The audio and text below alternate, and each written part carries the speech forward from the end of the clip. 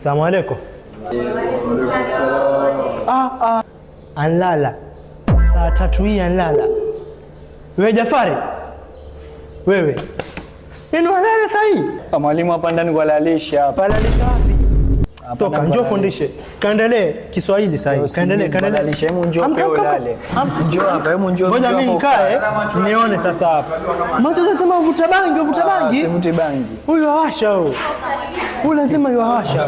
Leo mimi nawafundisha Kiswahili. Mwasikia kina Moa? Kiswahili kitukuzwe, sawa? Kitukuzwe.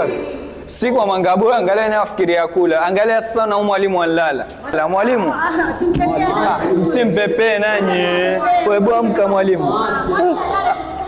Hebu amka mwalimu. Si nimekwambia hapa ukiwa hapa walala. Nalalaje mimi? Kumbe hapa murwa. Basi nimekwambia hapa ndani kulalisha atoka. Over kitanda. Chukua tufundishe pale. Oba ilahi.